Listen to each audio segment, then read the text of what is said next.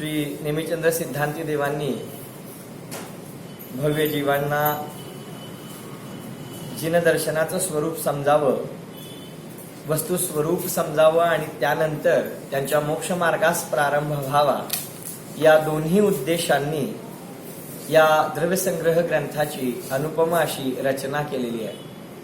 वस्तुस्वरूप समजावं, या विश्वाचं स्वरूप समजावं यासाठी पहिल्यांदा द्रव्य संग्रह सर्व प्रकारे या द्रव्यगुण पर्यायींचं स्वरूप समजावून सांगितलं आणि त्यानंतर मोक्ष मार्गाची प्राप्ती व्हावी या हेतूने पुढे 7 तत्व आणि त्यांच्याद्वारे प्रशस्त होणारा मोक्ष मार्ग, रत्नत्रय, सम्यक दर्शन, ज्ञान आणि चारित्र्य आणि त्यांची प्राप्ती करवणारं ध्यान इथपर्यंत या विषय वस्तूला वृद्धिंगत केलं.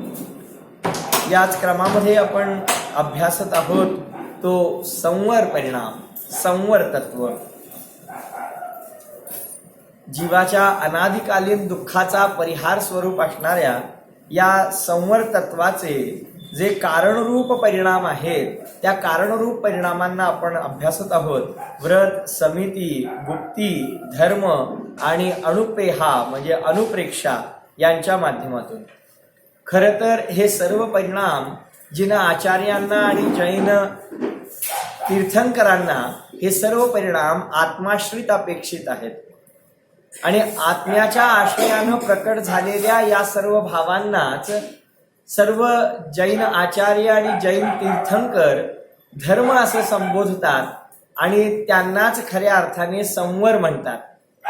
परंतु या शुद्ध भावासोबत जीवाला जोपर्यंत पूर्ण शुद्धत्वाची प्राप्ती होत नाही तोपर्यंत अल्पशुद्धते सोबत सोबत जे अनिवार्यपणे प्रशस्त किंवा शुभरूप परिणाम होतात त्यांना देखील धर्म म्हणण्याची पद्धती किंवा प्रघात आहे. थोडक्यात जे दिसत नाही ते दिसत नसणारं तत्व ज्याच्या सोबत दिसतं त्या दिसणाऱ्या तत्वाला, त्या दिसणाऱ्या तत्वावर न दिसणाऱ्या तत्वाचा आरोप केला जातो आणि म्हणूनच 5 व्रते, 5 समिती, 3 गुप्ती आणि 10 धर्म आणि या 12 अनुप्रेक्षा यांच्यावरती सुद्धा संवर रूप आहेत असा आरोप केला जातो. उत्तम क्षमा, जो की क्रोध कषायाचा अभाव रूप आहे. आता क्रोध कषायाचा अभाव 2 रूपाने आहे बरं का, 2 रूपाने आहे. रुईकर सर बघा किती लक्षात येतं. क्रोधाचा अभाव म्हणजे क्षमा, हे आचार्यांना अपेक्षित आहे. मग क्रोधाचा अभाव, क्षमा याचे 2 स्तर आहेत. 2 स्तर कोणते? की क्रोधाचा अभाव केला म्हणजे क्षमा मागितली, माफी देऊन टाकली, मनातून तो क्रोधाचा परिणाम काढून टाकला, ही देखील एक क्षमा झाली. परंतु जेव्हा क्रोधाला काढून टाकण्यात आलं, समोरच्यानं जो अपराध केला होता त्याला माफ करून टाकण्यात आलं, तेव्हा तेथे क्रोधाचा अभाव रूप कषायांचा उपशम तर झाला, कषायांची थोडी शांती झाली, कषायांची मंदता तर घडली, परंतु क्रोधाचा कषाय झाला, क्रोधाचा अभाव झाला. परंतु ज्याच्यावरती क्रोध झाला होता त्या क्रोधाचा अभाव झाल्यानंतर तत्संबंधी मैत्री भाव, तत्संबंधी दयेचा भाव, तत्संबंधी समता भाव प्रकट झाला. तेथे या जीवाची स्वरूप गुप्तता साधली गेली नाही. समजून येतं का? बघा, खूप आता मी तत्व सांगण्याचा यत्न करतोय, तत्व पकडण्याचा प्रयत्न करा. काय सांगतो आहे? क्षमेचे आता 2 स्तर झाले. किती लोकांच्या लक्षात येतं बघा. धर्म सांगितला. धर्म म्हणजे काय? उत्तम क्षमा. आता उत्तम क्षमा म्हणजे काय? कुणीतरी माझ्या प्रती क्रोध केला, कुणीतरी मला वाईट शब्द बोलले, कुणीतरी मला त्रास दिला, त्याच्यामुळे मला क्रोध आला. आता मी त्या क्रोधाला करायचं नाही. मग काय करायचं? त्याला क्षमा करून टाकायची, त्याला माफी द्यायची. मी त्याच्याबद्दल आकुलता करायची नाही. याचं नाव झालं कषायांची मंदता. मग मी तुमच्यावर चिडलो नाही, रागावलो नाही. मग मी काय करत राहिलो? मी देवाचं नाव घेत बसलो, मी माझं मन अन्यत्र रमवलं, मी अन्य काही गोष्टींमध्ये माझं मन गुंतवलं आणि तुम्हाला त्या अपराधाबद्दल क्षमा करून टाकली, माफी करून टाकली. मग हा झाला क्रोध न करणे रूप कषायांच्या मंदते रूप परिणाम. ठीक आहे. आणि दुसरा क्रोधाचा अभाव म्हणजे क्षमा. मग यावेळी काय केलं की क्रोधाचा अभाव केला, क्रोध तर केलाच नाही, परंतु मी अन्य कोठेही दृष्टी न लावता आपल्या स्वरूपामध्ये आलो. क्रोध तर केला नाहीच, पण क्रोधासोबत कोणताच परिणाम केला नाही. हे समजत नाही काय? मान्य आहे ना, पण इथे सांगण्याचं तात्पर्य काय आहे? क्रोध केला नाही मी, क्रोधाचा अभाव म्हणजे क्षमा. बघा, क्रोधाचा अभाव म्हणजे क्षमा, हे तर नक्की आहे की नाही? ह्याच्यात काय चुकीचं आहे? मग समजा मी क्रोधाचा त्याग केला आणि मी दुसऱ्याला क्षमा करून टाकली आणि यासाठी क्षमा केली की बघा मी किती दिलदार आहे, मी किती मोठ्या मनाचा आहे, सगळ्यांनी माझी वाहवा करावी, सगळ्यांच्या समोर माझं स्थान उच्च व्हावं, यासाठी सुद्धा क्षमा केली जाते की नाही? केली जाऊ शकते की नाही? बोला. दोघांचं भांडण झालं होतं, सगळे म्हणत होते अरे क्षमा मागा, क्षमा मागा. मग एक तयार झाला आणि दुसरा तयार झाला. तुम्ही म्हणताय म्हणून मी काय करतो, तुम्ही इतके मागे लागला आहात, म्हणता आहात, तर मी क्षमा मागतो. बोला. मग त्यानं क्रोधाचा त्याग तर केला, क्षमा मागितली, मग त्याला क्षमा धर्म झाला की नाही? काय प्रॉब्लेम आहे? क्रोध तर त्यानं सोडलेला आहे. अरे क्रोध सोडला पण मान पकडला, क्रोध सोडला परंतु मान पकडला की त्या क्रोधाच्या अभावामध्ये होणाऱ्या क्षमेद्वारे मी अधिक आहे, मी मोठा आहे. समजतं का? बघा, मग याचं नाव क्षमाधर्म नाही आहे. सांगण्याचं तात्पर्य हे आहे की जो जीव बाह्यार्थाने स्थूल रूपाने दुसऱ्यांना क्षमा करताना दिसतो आहे, क्रोधाचा त्याग करताना दिसतो आहे, त्याला क्रोधाच्या अभावामध्ये खऱ्या अर्थाने क्रोधाची मंदता झालेली आहे. क्रोध कषाय झाला नाही, त्याने त्याला जिंकल्यासारखा पुरुषार्थ केला, त्यामुळे कषाय मंद झालेले आहे. परंतु कषाय नष्ट झालेला नाही. कषायांच्या मंदतेचं नाव धर्म नसून कषायांच्या अभावाचं नाव धर्म आहे. ओहो, अद्भुत आहे. कषायांच्या मंदतेचं नाव धर्म नसून कषायांच्या अभावाचं नाव धर्म आहे. मग चौगले अण्णा म्हणतात, अहो ते कषायांचा अभाव व्हायला, 4 घाती कर्मांचा नाश व्हायला खूप काळ लागतो. नाही, असं नाही आहे. कषायांचा पूर्ण अभाव होण्यासाठी 13वं गुणस्थान लागतं. कषायांचा अल्प अभाव होण्यासाठी 4थं गुणस्थान सुद्धा पुरतं. म्हणजे धर्म होण्यासाठी कषायांचा पूर्ण अभाव होण्याची आवश्यकता नाहीये. कषायांचा अल्प स्वल्प आंशिक अभाव झाला तरी सुद्धा धर्माची सुरुवात होते. समजलं का? पहा. आणि सगळ्या कषायांची मंदता झाली तरी देखील धर्म प्रकट होत नाही. काय काय सांगितलं आहे का? लक्ष लक्ष नाही आहे. बघा काय सांगितलं. सर्व कषायांची मंदता झाली तरी सुद्धा धर्म नाही, आणि अल्पशा कषायाचा आंशिक अभाव झाला तरी धर्माला सुरुवात आहे. गजब, काय अद्भुत तत्व आहे. म्हणून भरत चक्रवर्ती इतका क्रोध करताना दिसत असला आणि चक्ररत्न सोडताना दिसत असला, भावाबरोबर 3 प्रकारची युद्ध खेळताना जरी चक्रवर्तीचा जीव दिसत असला तरी तो धर्मी आहे, तो धार्मिक आहे.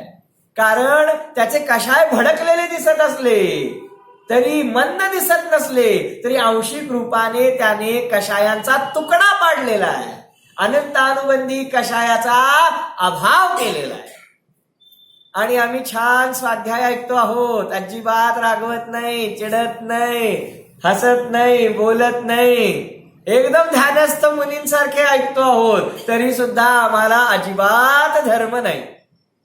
का धर्म नाही? बोला बोला. भांडणारा धार्मिक का शांत बसणारा धार्मिक?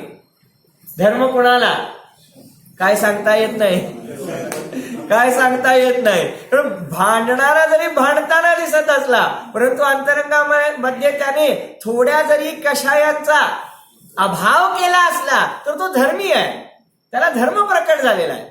आणि सर्व प्रकारे शांत बसलेला दिसत असला, कषाय मंद झाले असले तरी सगळे कषाय जिवंत आहेत.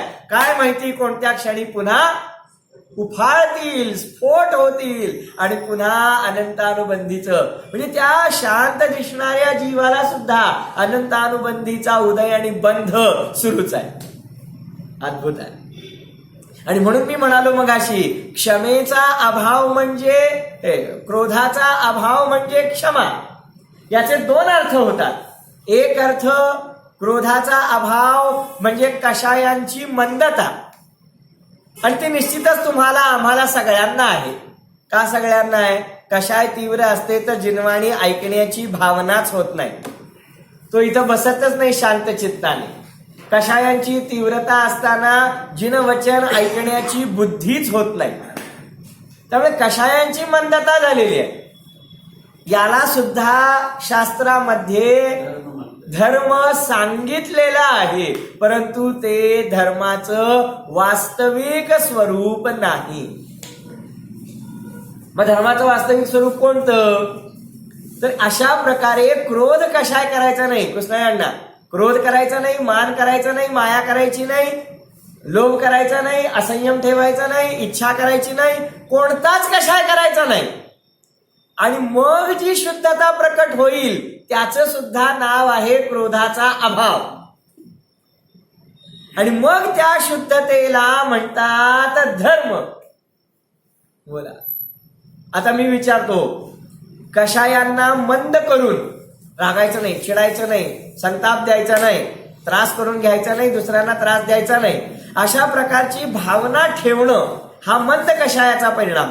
मला सांगा, याद्वारे जीवाचा संसार थांबेल का? याद्वारे जीवाच्या संसाराला पूर्णविराम लागेल का? नाही लागणार. का? कारण कषाय जसे मंद होतात तसे ते नियमाने काही काळानंतर भडकतात सुद्धा. नियमाने. हा, कारण कषाय कधी एकसारखे राहूच शकत नाही. कर्मांचा उदय कधी एकसारखा राहूच शकत नाही, राहतच नाही. बोला.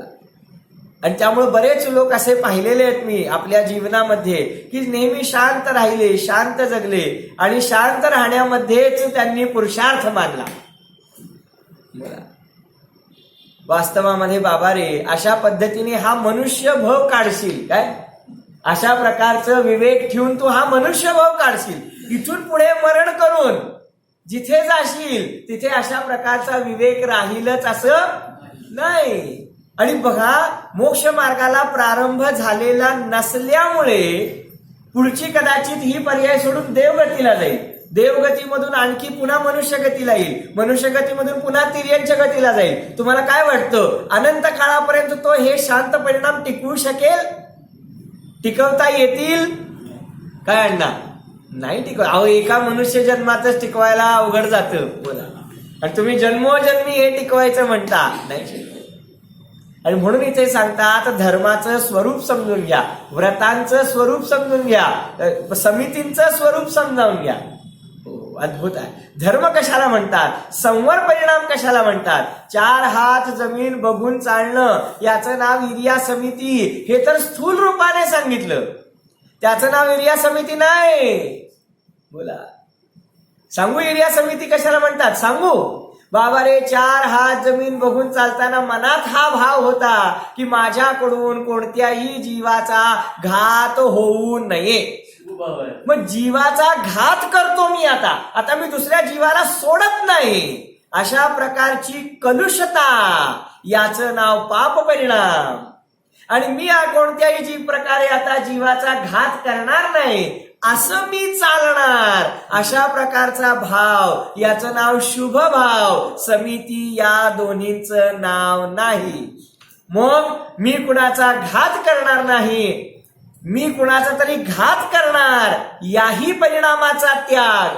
आणि मी कोणाला तरी वाचवणार, याही परिणामाचा त्याग. अशा प्रकारे मारण्याच्या वाचवण्याच्या दोन्ही परिणामांचा त्याग करून सम्यक प्रकारे दोन्ही प्रकारच्या भावांना सोडून देऊन आयन करणं, इति करणं, आपल्या शुद्ध आत्म्यामध्ये प्रवेश करणं, यालाच समिती असे म्हणतात.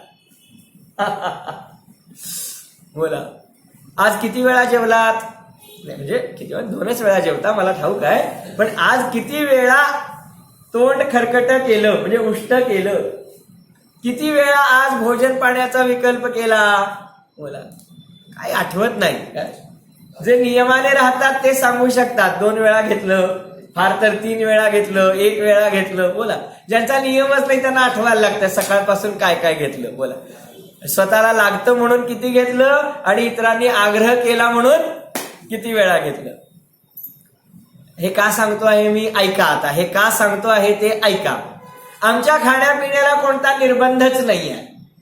ज्यावेळी जसं योग्य वाटेल तसे शरीराची स्थिती बघून आणि समोरच्याचा आग्रह बघून आमचं सुरूच असतं काय. मग अशा प्रकारे अनिर्बंध खाण्यापिण्याचा परिणाम हा नियमाने अशुभ परिणाम आहे. का? कारण कोणतं बंधन नाही आहे, स्वच्छंद आहे. त्यामुळे हा पाप परिणाम आहे.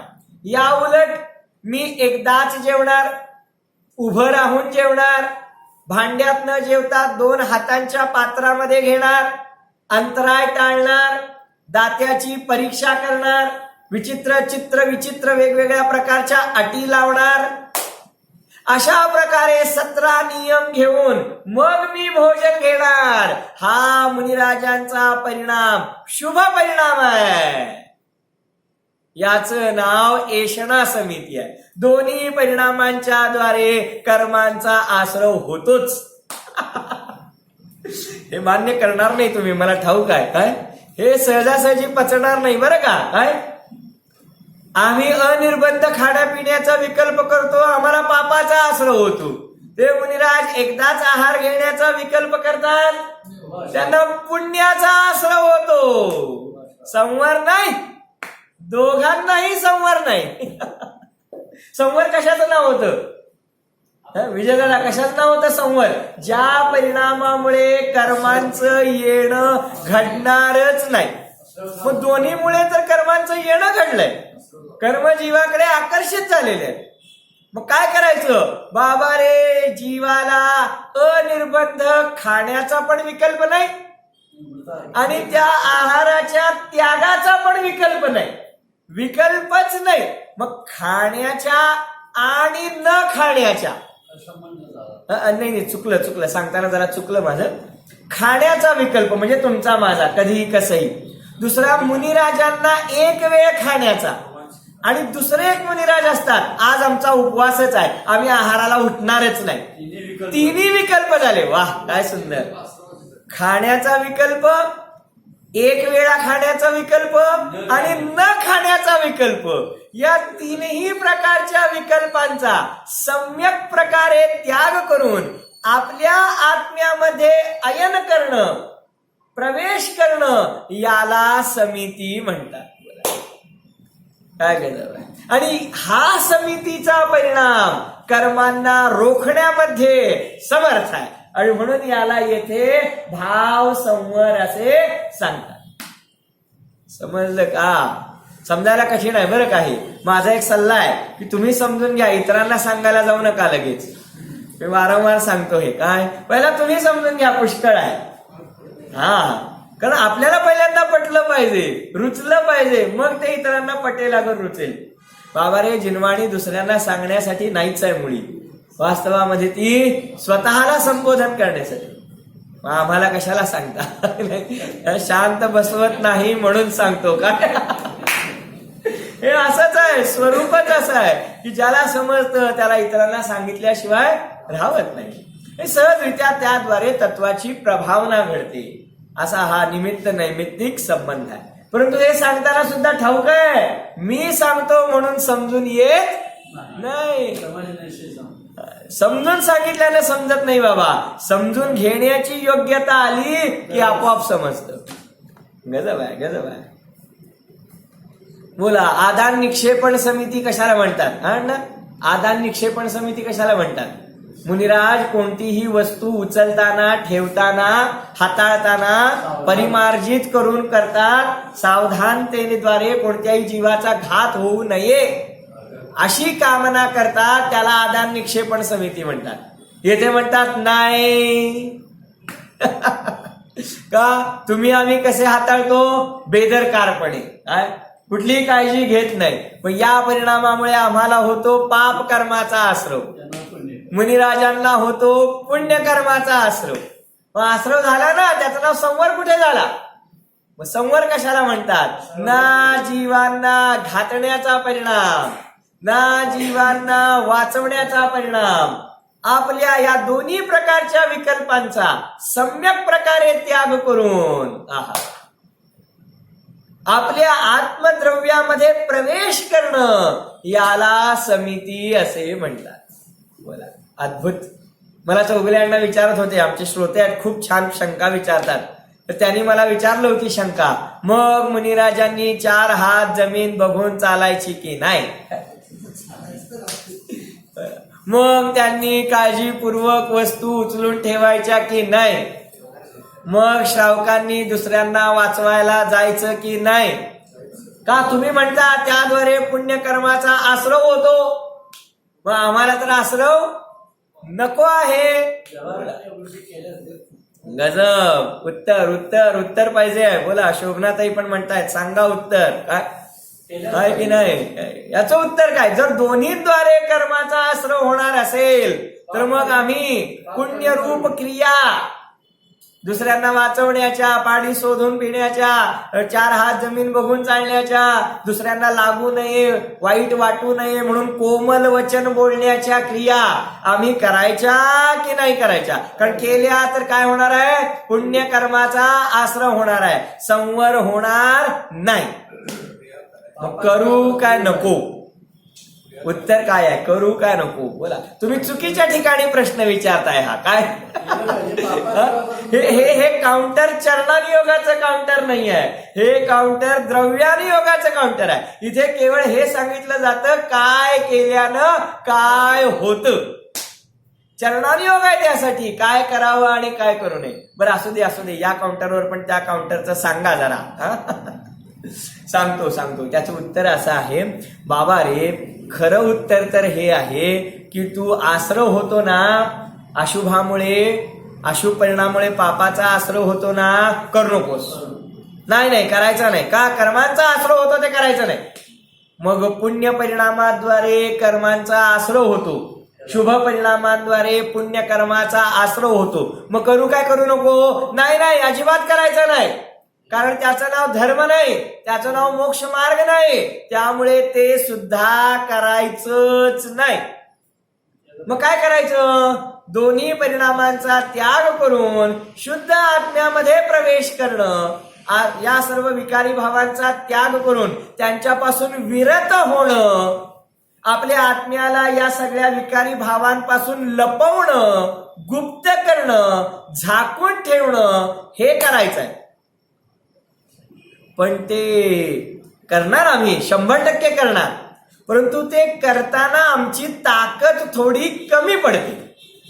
आम्ही तो प्रयत्न करतो, तो अंतर्मुहूर्तासाठीच होतो. काय? ते ध्यान लावतो आम्ही, परंतु ते अल्प समयांसाठी लागतं आणि त्यामधून मग पुन्हा बाहेर पडायला होतं. अरिहंत भगवंतांसारखे किंवा मुनिराजांसारखे, महाराजांसारखे आमचे ध्यान बराच काळ टिकत नाही.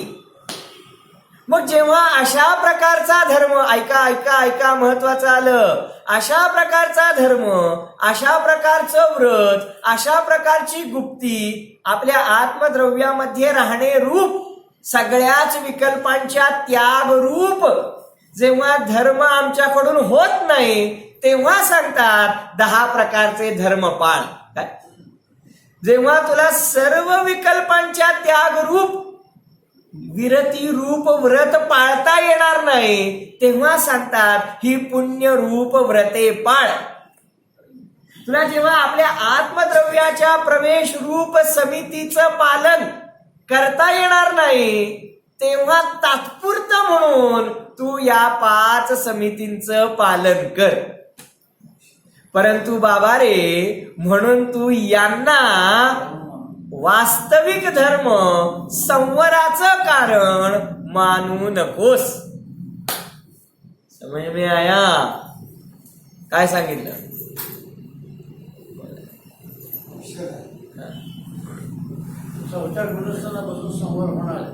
ओले कपडे घातल्यानं काय होतं? सर्दी होते, थंडी लागते, सर्दी होते, बोला त्रास होतो, आजारपण येतं, बाधतं, होय की नाही? मग तुम्ही आता काय, अचानक पाऊस आला रस्त्यामध्ये आणि कपडे भिजले, आता घर 2 मिनिटाच्या अंतरावर आहे, बोला कपडे भिजलेत, काय करायचं? ओल्या कपड्यांनी त्रास होतो म्हणून काढून टाकायचे. काय करायचं? काय करणार? काय घालून जायचं घरापर्यंत? का हो, बाधतं, त्रास होतो. हा, समजलं काय म्हणायचं? बाबा रे, उघडा गेलास तर आणखी जास्त त्रास होईल काय? अरे बाबा, खरं म्हणजे ओले कपडे घालायचे नाहीये, पण पर्याय नाही. सध्या लगेच त्यांचा परित्याग होणं शक्य नाही, म्हणून त्यांचा स्वीकार करून घरी आल्या आल्या बदलतो की नाही? का थांबतो? काय 2 तासांनी थांबा, बाकीची कामं करून घेतो आणि मग कपडे बदलतो. बोला काय आहे? आल्या बदलले जातात. म्हणजे ते नको आहे, त्यांचं सानिध्य नको आहे, परंतु पर्याय नाही म्हणून वापरले पण जातात. आहा बाबा रे, 5 व्रते, 5 समिती, 3 गुप्ती, हे दशधर्मांचं पालन मुनिराजांना नको आहे. कोण सांगणार? हे कोण सांगणार? मुनिराजांना यांचं पालन नको आहे. का नको आहे? कारण ते पुण्यरूप आहेत, ते विकल्प रूप आहेत, ते शुद्ध आत्म्याच्या ध्यानामध्ये बाधक रूप आहेत. ते जीवाला कर्मबंधनाद्वारे संसारातच भटकवणारे आहेत. म्हणून मुनिराजांना ते लोक आहेत. मग त्यांनी करू नये 5 महाव्रतांचं पालन, 28 मूल गुणांचं पालन करू नये. नाही, जोपर्यंत घरी पोचत नाहीत, त्यांना कुठलं आलंय घर? घरी पोचत नाही, ज्याचा अर्थ 13व्या गुणस्थानामध्ये आपल्या अरिहंत पदाला प्राप्त करीत नाहीत, तोपर्यंत अल्प स्वल्प भूमिकेनुसार त्यांच्या जीवनामध्ये त्यांचं पालन ते करीत राहतात. पण पालन करतात म्हणून ते त्यांना पाहिजेत, ते त्यांना आवडतात, ते त्यांना रुचिकर वाटतात, ते त्यांना धर्म समजतात, असं अजिबात नाही. ओले कपडे घालून थंडगार हवेमध्ये भटकणाऱ्याला फार बरं वाटत असेल नाही? काय कधी एकदा हे काढतो आणि कोरडे कपडे घालतो, गरम ठिकाणी जाऊन बसतो, भावना काय आहे त्याची? आहा, बोला, अद्भुत आहे. मुनिराजांना हे सगळे भाव कष्टदायक वाटतात.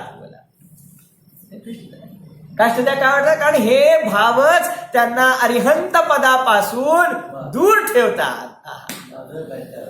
गलब आहे. बोला, मी एक प्रश्न विचारतो, छोटासा प्रश्न. महाराजांना अरिहंत पदापासून कुणी दूर ठेवलंय? त्यांच्या मुलाबाळांनी, त्यांच्या गृहस्थ जीवनाने, दागदागिन्यांनी, परिग्रहानी? काय आहे त्यांच्याजवळ की ज्यामुळे ते अरिहंत पदाला प्राप्त करू शकत नाही आहेत? बोला, या सगळ्याचा तर त्यांनी पूर्वीच त्याग केलेला आहे. त्यांचा स्वप्नामध्ये सुद्धा त्यांना विकल्प होत नाही. मग आता बाधक कोण आहे? बरं, ते अरिहंत पदाला केव्हा प्राप्त करतात? कल्पना केव्हा प्राप्त करतात? 13 गुण. बर, काय करून अरिहंत बनतात? बोला, काय करून अरिहंत बनतात? वसुधाताई बोला. ध्यान करून, श्रेणी आरोहण करून ते अरिहंत पदाला प्राप्त करतात. मग श्रेणी आरोहण करताना, ध्यान करताना ते कशाचा त्याग करतात? या व्रतांच्या पालन करण्याच्या भावाचा त्याग करतात. काय, कोणता भाव करत होते? हा जो शुभ भाव करीत होते, मला संघाचं संचालन करायचं आहे, मला काय शास्त्र स्वाध्याय करायचा आहे, ग्रंथ लिहायचा आहे, बोला 5 समितींचं पालन करायचं आहे, अशा प्रकारचा जो भाव होत होता, त्या सगळ्या भावांचा अभाव करून, पुरुषार्थ करून ते विकल्प उत्पन्न होऊ देत नाहीत आणि त्या विकल्पांच्या अभावामध्ये ते ध्यानाची उग्रता साधतात आणि आपल्या अरिहंत पदाला प्राप्त करतात. समजलं संवराचं स्वरूप काय आहे, धर्माचं स्वरूप काय आहे, समितींचं स्वरूप काय आहे. बोला बाबा रे, व्रत त्याचं नाव होतं. आणि सांगू आता व्रत किती आहेत सांगा, व्रत किती आहेत, व्रत किती प्रकारचे आहेत, व्रतांचे प्रकार किती, बोला बोला. चूक 5 प्रकार असं उत्तर असेल तर चूक नाही, व्रत एकच आहे. कोणतं व्रत? ही सर्व प्रकारे सर्व विकल्पांपासून विरत होणं हे एकच व्रत आहे. त्याचे 5 प्रकार तर निव्वळ तुम्हाला समजावून सांगण्यासाठी केलेले आहेत. बोला समजलं का? व्रत एकच आहे. कोणतं? विरत होणं, रागद्वेषाच्या भावांपासून विरत होणं. बोला बस. समिती किती प्रकारच्या आहेत बोला. हा नाही, सगळे हुशार झाले आता, सगळे हुशार. समिती किती प्रकारच्या? एक. समिती एकच प्रकारची आहे, आपल्या आत्म्यामध्ये प्रवेश करणे बस. आणि जेव्हा ते जमत नाही मग त्याला 5 प्रकारे सांगितलं की बाबा रे, हे 4 हात जमीन बघून चालणं आणि 1 वेळा आहार घेणं आणि हे वस्तू उचलून ठेवणं आणि निर्दोष ठिकाणी मलमूत्राचे क्षेपण करणं, हितमित प्रिय बोलणं, या सगळ्याचं नाव मग 5 समिती असं सांगितलं. बोला मनोजजींना एक प्रश्न सतावतोय. काय? मनोजजी म्हणतात, जर खरोखर समिती त्या एकाचं नाव असेल, आपल्या आत्म्यामध्ये प्रवेश करण्याचं नाव समिती असेल, तर हे 5 प्रकार सांगितलेच कशाला? याचं उत्तर असं आहे की बाबा रे, जो अंतरंगामध्ये प्रवेश रूप, ऐका हा, हे कुठेही मिळणार नाही, जो अंतरंगामध्ये प्रवेश रूप समितीचं पालन करतो, म्हणजे जो खरोखर अंतरंगामध्ये स्थिरता रूप खऱ्या समितीचं, संवराचं पालन करतो, त्याच्या जीवनामध्ये थोडीशी अस्थिरता असल्यामुळे, आपल्या स्वरूपामध्ये कायमस्वरूपी टिकता न आल्यामुळे त्याच्या जीवनामध्ये हे 5 प्रकारचे पुण्य परिणाम होतातच होतात, झाल्याशिवाय राहत नाहीत. मग त्याच्या सोबत हे 5 राहतात, म्हणून यांना सुद्धा उपचाराने समिती म्हणतात. पहा, लक्षात आलं काय? काय सांगितलं? खरी समिती एकच आहे, आत्म्यामध्ये प्रवेश करणे. मग अशा प्रकारे खरोखर एकानं प्रवेश केलाच, किती काळ राहतो? प्रारंभिक भूमिकेमध्ये त्याला अनंत काळासाठी आत्मस्वरूपामध्ये राहण्या इतकी शक्ती, सामर्थ्य प्रकट होत नाही. मग तो प्रवेश करतो, अल्पकाळ टिकतो, बाहेर पडतो. मग असा अल्पकाळातच समितीचं पालन केलेला, आत्मस्वरूपामध्ये प्रवेश केलेला जीव बाहेर पडल्यानंतर लगेच पाप परिणामामध्ये जात नाही. त्या जीवाची अशा 5 प्रकारे विशुद्धता दिसून येते. ज्याला खऱ्या अर्थाने आत्म्यामध्ये प्रवेश घडला, तो आता 4 हात जमीन बघूनच चालतो, तो आता हितमित प्रियच बोलतो, तो आता काय 1 वेळच आहार ग्रहण करतो. अशा प्रकारे मुनिराजांची जी बाह्यचर्या त्यांच्या अंतरंगातल्या पुरुषार्थाला साजेशी असते, म्हणून त्या बाह्य आचरणाला सुद्धा समिती असे म्हणतात. गजब आहे, गजब आहे, गजब आहे. तुम्ही कधी भारताच्या पंतप्रधानांना रस्त्याच्या चौकामध्ये पाणीपुरी खाताना पाहिले का? किंवा अमेरिकेचा राष्ट्राध्यक्ष बोला रस्त्यावरती येऊन पतंग उडवतोय, असं कधी पाहिलंय का तुम्ही? का नाही पाहिलं? काय अडचण आहे बाबा रे? त्या पदामध्ये असं घडत नाही. काय असं घडत नाही, खरंय की नाही? त्याप्रमाणे ज्याला शुद्ध आत्म्यामध्ये प्रवेश मिळाला त्याच्या जीवनामध्ये त्याला शोभेल असंच शुभाचरण घडतं. त्यामुळे मुनिराजांना ज्यांना इतक्या प्रकारे अंतरंगामध्ये समिती झाली, अंतरंगामध्ये सम्यक प्रकारे प्रवेश झाला, आता त्यांच्या जीवनामध्ये 5 महाव्रतांचंच आचरण दिसतं. त्यांच्या जीवनामध्ये तुमच्या आमच्यासारखा पैशाचा व्यवहार, पत्नी मुलांना सांभाळण्याचा विकल्प, खोटं बोलण्याचा विकल्प, बोला त्रस आणि स्थावर जीवांची हिंसा करण्याचे विचार त्यांच्या भूमिकेमध्ये होतच नाही. आणि चुकून झाले तर त्यांची मुनिपदच टिकत नाही. त्यांची ती अंतरंग पुरुषार्थ रूप जी शुद्धता आहे ती तिथे शिल्लकच राहत नाही. थोडं थोडं समजतंय का? हे समजलं तर तत्व समजलं. याला म्हणतात तत्वश्रद्धान, याला म्हणतात तत्व परीक्षा. हे तत्व समजलं पाहिजे. आणि म्हणून इथे 2 प्रकारे सांगितलेला आहे. व्रत कशाला म्हणतात अण्णा? व्रत कशाला म्हणतात? मोह राग द्वेष भावांपासून विरत होणं याचं नाव देखील व्रत आहे. आणि हिंसा सोडणं याचं नाव अहिंसा व्रत. सत्य असत्याचा त्याग करणं याचं नाव सत्यव्रत.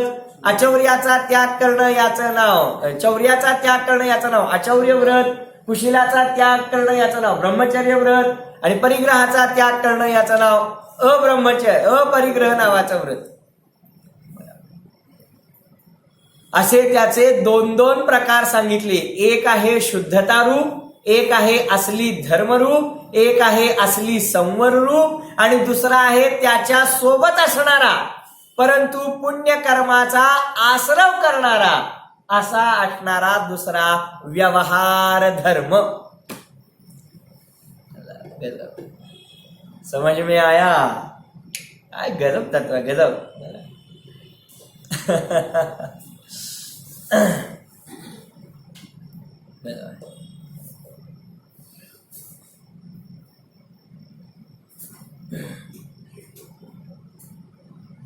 जे कुणी थोडेसे खूप वर्षांपासून शास्त्र स्वाध्याय करतात ना, ते सुद्धा काही लोक इथे ऐकतायत, शास्त्र स्वाध्याय करतायत.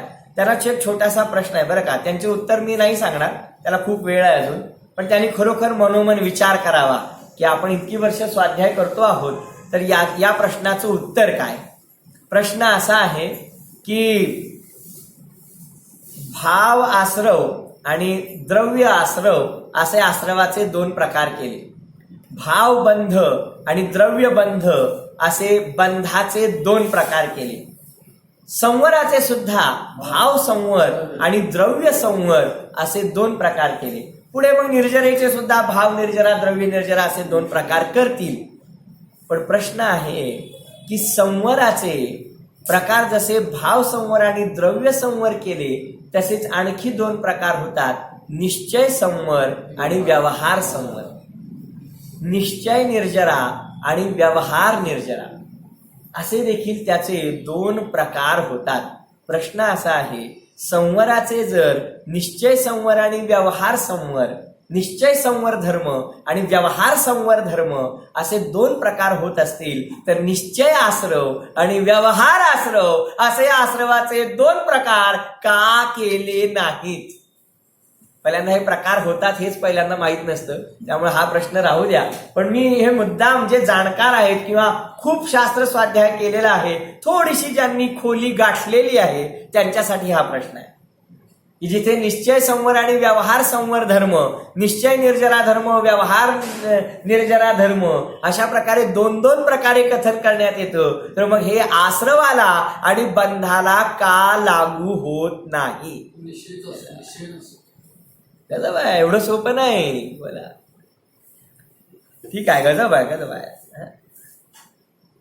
हा प्रश्न थोडासा श्रोत्यांच्या ऐवजी वक्त्यांसाठी विचारायला पाहिजे. काय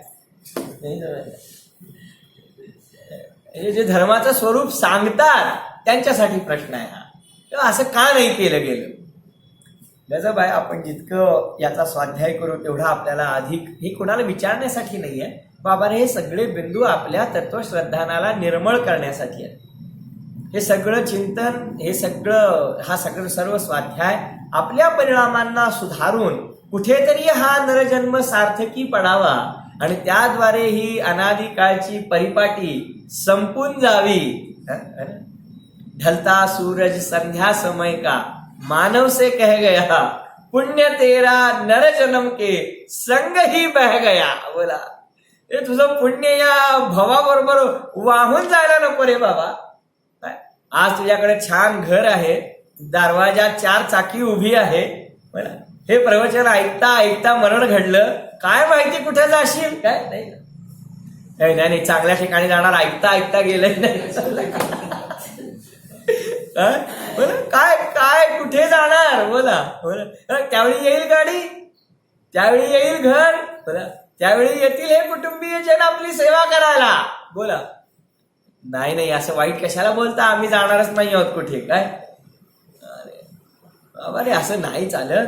या सांगण्याचा हेतू हा आहे की हे सर्व संयोग आणि हे सर्व पुण्य हे काही काळासाठी आहे. कुणी असं म्हणेल, हा ऐकणाऱ्यांपैकी मला खात्री आहे, एखादा ना एखादा असा असणार की जो म्हणणार आम्ही पुण्य केलंय म्हणून आम्ही भोगतो आहोत ना, आम्ही पुण्य केलंय म्हणून तर आता अनुकूलता मिळतायत ना, आम्ही हे पुण्य करायचं थांबवणारच नाही. काय म्हणजे काय होईल, हे अशा प्रकारच्या अनुकूलता आम्हाला कायम मिळत राहतील. मग काय, हा भाव नाही तर दुसरा भाव, दुसरा नाही तर तिसरा भाव, आम्ही पुण्य करायचं सोडणार नाही आणि त्याद्वारे आम्हाला अनुकूलता मिळायचं बंद होणार नाही. ही पत्नी नाही तर दुसरी, नाही तर ही गाडी नाही तर दुसरी.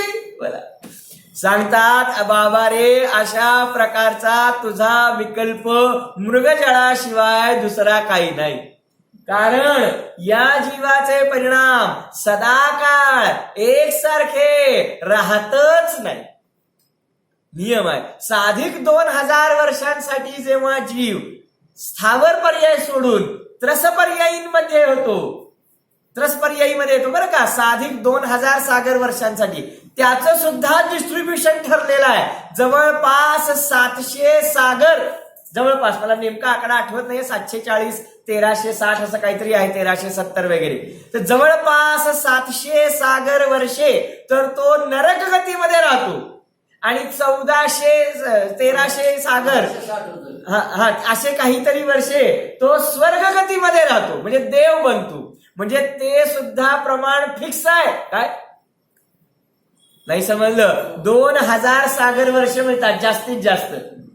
केव्हा एकेंद्रियामधून निघून त्रसपर्यायीमध्ये गेला, 2 इंद्रिय, 3 इंद्रिय, 4 इंद्रिय आणि 5 इंद्रिय, किती काळ मिळतो, 2000 सागर वर्षे जास्तीत जास्त. हो, नाहीतर म्हणाल कुठे आहेत आमची किती राहिली, जास्तीत जास्त मिळतात. बोला, आहा अद्भुत. आणि मग या 2000चं पण डिस्ट्रीब्युशन ठरलेलं आहे, 1300 आणि जवळपास 700. म्हणजे त्यामध्ये पण बघा, 700 नरकामध्ये जातो आणि 1300 सागर वर्ष जवळपास स्वर्गामध्ये जातो. बोला, म्हणजे स्वर्गामधलं आयुष्य जास्त आहे, काय नरकामधलं आयुष्य कमी आहे. अहो, मग मनुष्य आणि तिर्यंचे कुठे गेले, ते त्याच्या समोर कणमात्र सुद्धा नाहीत. एवढे अल्प आहेत, इतके अल्प आहेत की त्यांना त्यांच्या समोर मोजताच येत नाही. मग मग नगण्य, इतके नगण्य आहेत की त्यांना कुठे जागाच नाही ठेवली, इतके थोडे आहेत. मग बोला, तुमचं आमचं आयुष्य त्या कुठे आहे त्याच्यामध्ये. आणि मग मला सांगा, जर एवढं निश्चित असेल तर त्या 1300 आणि सागर वर्षांमध्ये स्वर्गगमन केल्यानंतर नरकामध्ये येणं अवश्यंभावी आहे की नाही, अनिवार्य आहे की नाही. मग सदाकाळ मी पुण्य करणार आणि नेहमी स्वर्गातच राहणार, नरकात जाणारच नाही, असं शक्यच नाही. का शक्य नाही, स्वर्गात एकदा गेल्यानंतर, तिथून मरण केल्यानंतर स्वर्गात जन्मताच येत नाही. काय स्वर्गातले सलग 2 जन्म कदापिही केव्हाही मिळतच नाही. काय नाही ना, स्वर्गात गेला, जन्मला, आयुष्य भोगलं, मेला, मरण केल्यानंतर पुन्हा स्वर्ग शक्यच नाही. नरक किंवा हे काय मनुष्य किंवा तिर्यंचच. नरकात पण जाता येत नाही, पण मनुष्य किंवा तिर्यंचच. बोला मग याचा अर्थ तिथं पुण्य आणि हे कमी हीन होणार की नाही. सांगण्याचं तात्पर्य हे आहे की असा कोणी विचार करत असेल की मी भद्र परिणामी आहे, मी चांगले परिणाम करणार आहे, मी कोणाचं मन दुखवत नाही, सदाकाळ चांगलेच विचार ठेवतो, हा सर्वांना सुखी ठेव, आनंदात ठेव, ऐश्वर्यात ठेव, सर्वांचं भलं कर, बोला कल्याण कर, तुझं नाव मी नेहमी गोड घेत राहतो, बोला अशा प्रकारचं चिंतन करून जर कुणी सदा काळ पुण्य परिणाम करून स्वर्गातली सीट रिझर्व ठेवणार असेल तर बाबा रे हे तुझ्याकडनं कदापिही शक्य नाही. परिणामांचा ग्राफ कदाही एकसारखा राहतच नाही. तू थोडा काळ टिकवशील, नंतर नियमाने अशुभ भाव येणारच येणार, पाप बंद होणारच होणार, दुर्गती होणारच होणार. मग दुर्गतीनंतर पुन्हा सुगती होणार, पुन्हा सुगतीतून दुर्गती होणार. एक चक्र असंच सुरू राहणार. पाळण्यात बसल्यावर मी वर जाणार नाही आणि वर गेल्यावर मी खाली येणार नाही असं म्हणायचं नाही. पाळण्यात बसलाय काय बघितलं की नाही कधी पाळणा? पाळण्यात बसल्यावरती तुम्हाला स्वातंत्र्य नाही. पाळणा हलेल तेव्हा हलेल, जिथं जाईल तिथं राहायचं. उपाय काय? पाळणा खाली असते आलेला असताना चटकन उडी मारायची आणि त्यातून बाहेर पडायचं. बाबा रे पाळणा आता खाली आलेला आहे म्हणजे योग्य भूमीवर आलेला आहे, मनुष्य भाव मिळालेला आहे, सर्व प्रकारे अनुकूलता आलेली आहे.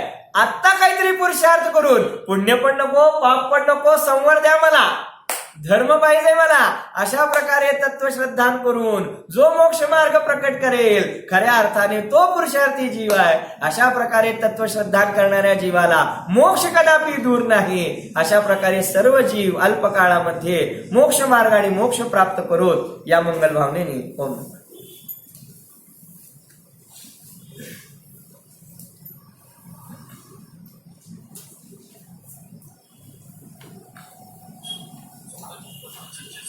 सर्वांनी